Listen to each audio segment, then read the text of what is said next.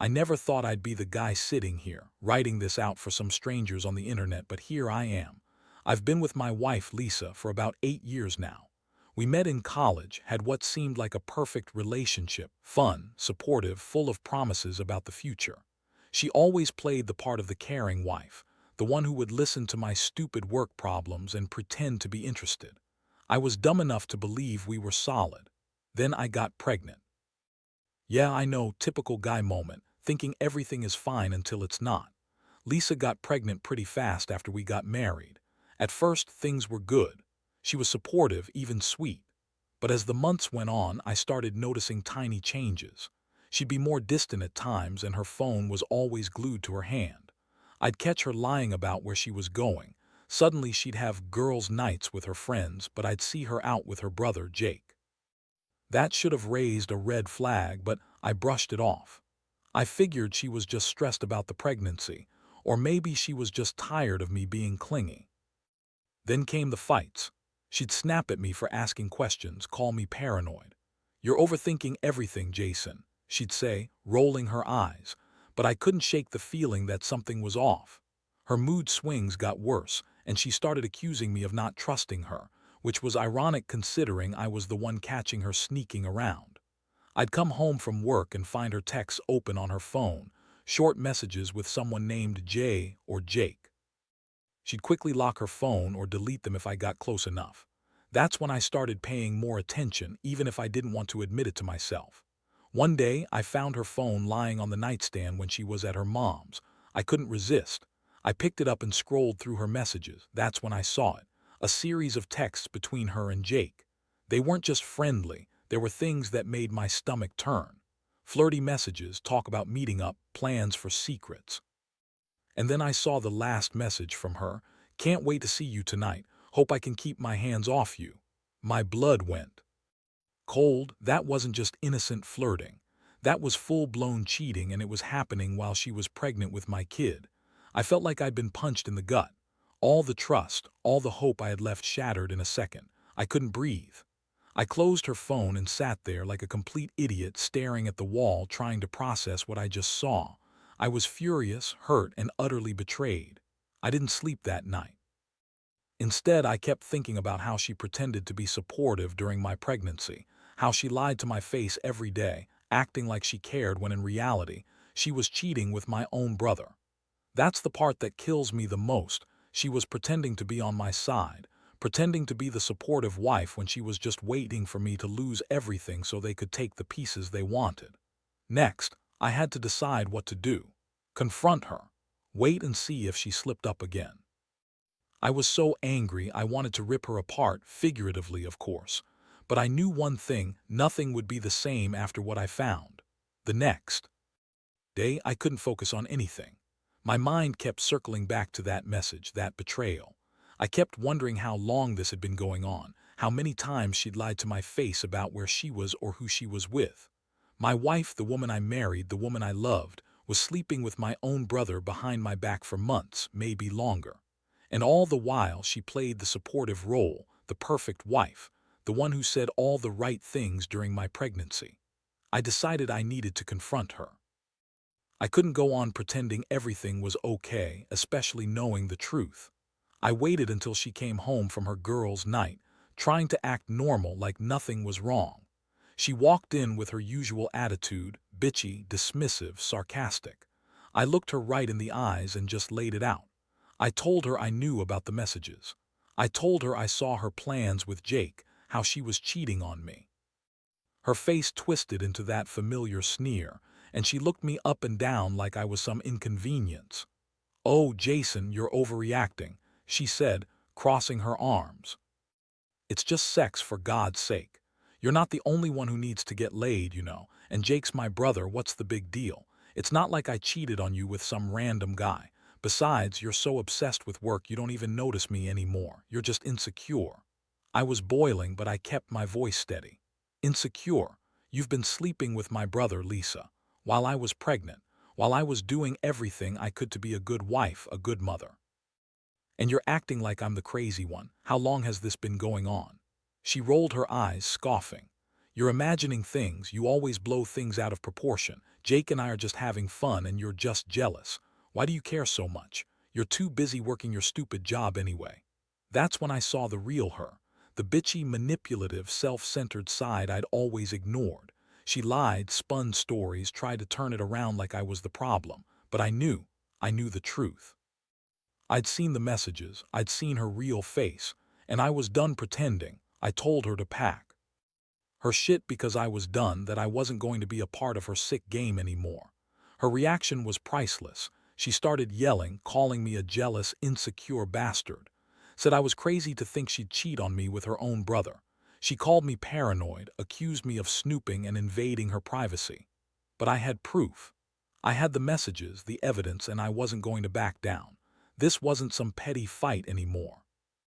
It was her lies, her betrayal, her entire facade crumbling right in front of me. That night I stayed up, furious and hurt.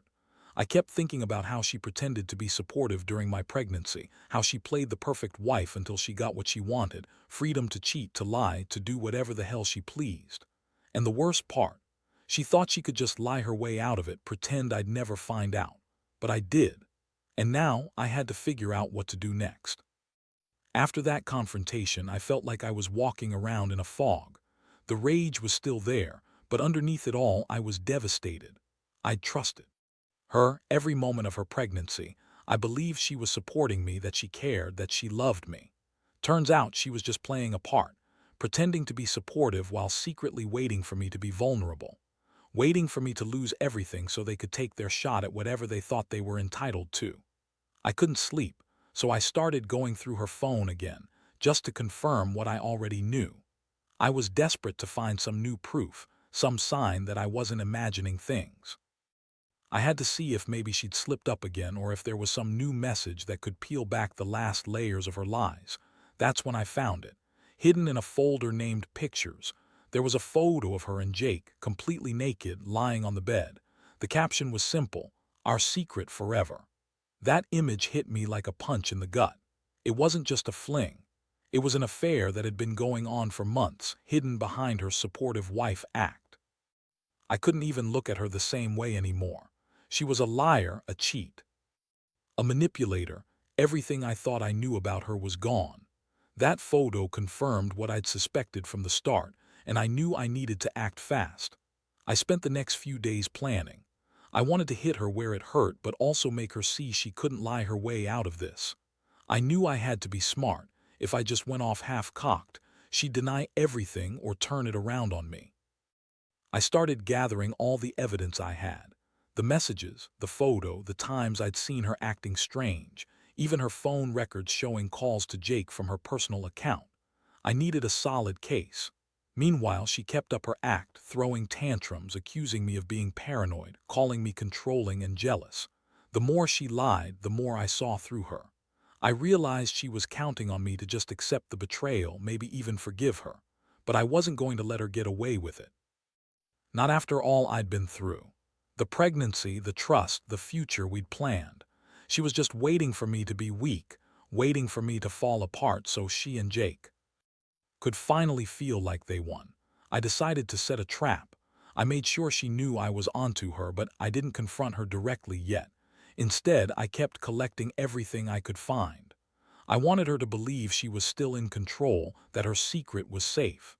That was a mistake, because I underestimated her. I didn't realize how cunning she truly was until it was too late. One night I came home early from work, surprise visit planned to catch her in the act if she was dumb enough to try again. I'd set up a hidden camera in the bedroom, something I never thought I'd do, but I was desperate. I wanted to catch her red-handed, to have undeniable proof that she was still cheating, still lying. I knew she'd try to cover her tracks, so I was ready to expose her for good. And then I overheard her on the phone with Jake. She was laughing, whispering, careless. I could hear her saying, "Tonight's the night," just like we planned. That's when I knew I had everything I needed. I stayed silent, watching her every move. When she hung up, I finally decided. It was time to face her with everything, no more hiding, no more lies. I was about to tear apart her world and mine, because I knew I couldn't stay silent anymore. The moment I finally confronted her with everything, I felt the entire room tighten around me. I hadn't been able to sleep, eat, or focus for days, and now that I had all the pieces, her messages, the photo, her own words, I knew I had to end this once and for all. I told her I was done playing her game, that I had proof of everything, and that she could stop pretending she was innocent. She stood there, her face twisted with a mixture of anger and amusement, like she thought she could lie her way out of it again. "Oh, please," she sneered. "You're just jealous. Jake and I, we just have fun. It's not like I've cheated on you with some stranger. You've always been so busy with work, Jason. Maybe if you paid more attention to me, I wouldn't have had to look elsewhere." I lost it. I told her she was a lying, manipulative bitch, that her support during my pregnancy was just a game, and that I knew everything she'd done. I showed her the messages, the photo, the call logs.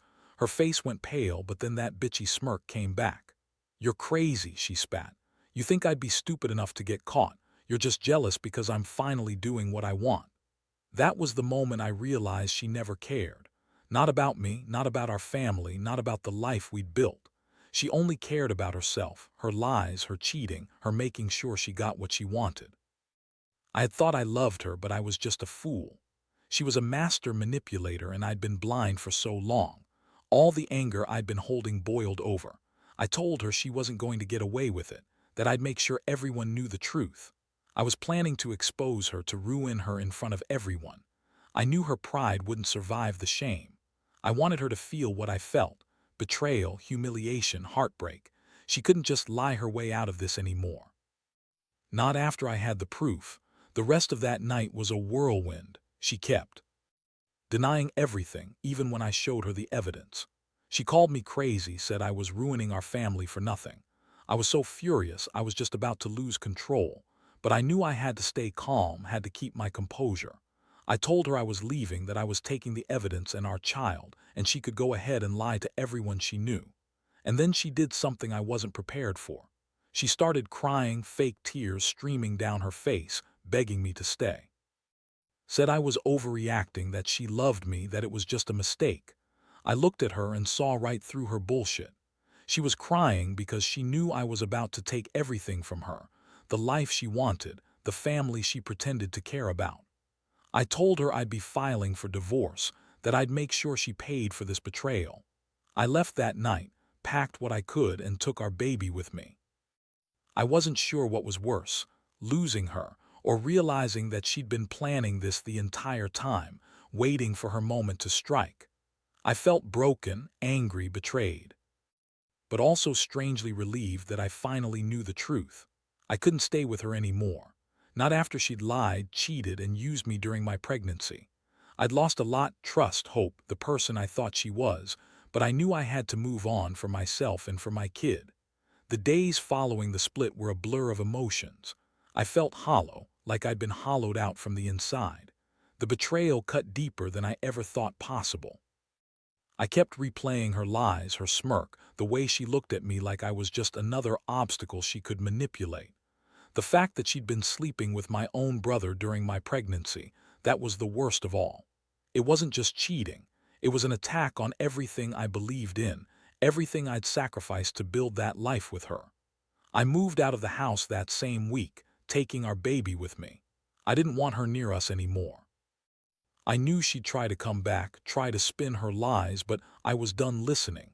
I had the evidence, I had the truth, and I wasn't going to let her manipulate me again. I started making calls, talking to a lawyer, trying to figure out how to get full custody, because I knew she was dangerous. She always had a way of twisting things, lying her way out, and I didn't trust her not to do it again, especially with the kid involved. What really hit me hard was the realization that my whole life I'd been blind. I was so focused on being the good husband, the supportive partner, that I ignored the signs. The late nights, the secret calls, her secret messages. I always thought I was overreacting, that I was paranoid, but it was all there, right in front of me. I was furious at myself for not seeing it sooner, for not catching her in the act. I felt stupid for trusting her, for believing her when she said she loved me. But at the same time, I was angry at her too. Angry she'd done this during my pregnancy, knowing how vulnerable I was, how much I needed her support, and instead she was out screwing my brother. That thought made my stomach turn every time I looked at my kid. I had to be strong for him, for myself. I knew I'd never forget what she did, but I also knew I had to build a new life from this wreckage. The trust was gone, shattered beyond repair, but I could still be a good father. Over the next few weeks, I started to rebuild. I found a new apartment, focused on work, and tried to keep my head clear. There were moments I felt overwhelmed with sadness, moments I wanted to call her, ask her why, demand answers. But I knew that wouldn't do any good. She'd already shown me who she was: selfish, manipulative, unfaithful. I had to accept that I was better off without her, even if that realization hurt like hell. I also started seeing a counselor. I needed help processing everything. The betrayal, the heartbreak, the anger, I'd buried so much of it, and it was all coming out now.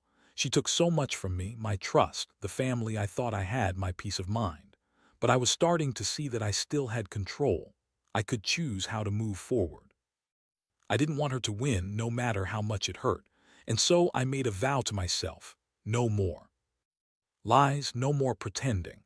I was going to focus on my kid, on healing, and on making sure I never got blindsided like this again. I'd learned a hard lesson, that some people's true colors only show when it's too late, and I was determined not to let anyone do that to me again. This whole thing has changed me, no doubt. I still get angry when I think about her, about the fact that she used me and betrayed us both. But I also feel a strange sense of relief. I finally see her for what she is, and I see myself for what I want to be: stronger, wiser, better. That's the only way I can move forward now. Now, looking back, I realize how much this entire ordeal has stripped away the illusions I once clung to. I used to think love, trust, and loyalty were the backbone of any relationship. Turns out, some people are just good at pretending, smiling, supporting, even acting like they care, while secretly waiting for their moment to stab you in the back. My wife, Lisa, was one of those people.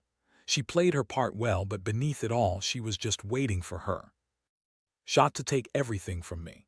Losing her and everything we built has been the most devastating experience of my life, but it's also been a wake-up call.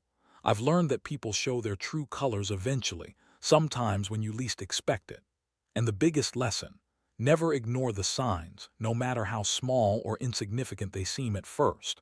Trust your instincts, because they're usually right. I've come to accept that I can't change what happened and I can't undo the damage. But I can control how I move forward. For now, that means focusing on my son, on myself, and rebuilding my life in a way that respects my boundaries and my peace of mind. I don't want to carry this bitterness forever, but I also won't forget what she did. Not ever. More than anything, I hope my story serves as a warning. If someone shows you who they really are, even just once, listen. Don't brush it off. Because sometimes, the biggest betrayals come from the people closest to you, and they can destroy everything you think you know about love and loyalty. But in the end, you have to choose whether to let that define you or to rise above it. I choose to rise. This experience has taught me that life is too precious to waste on people who don't deserve my trust. I've learned to value myself more, to see through the lies, and to be ready for whatever comes next.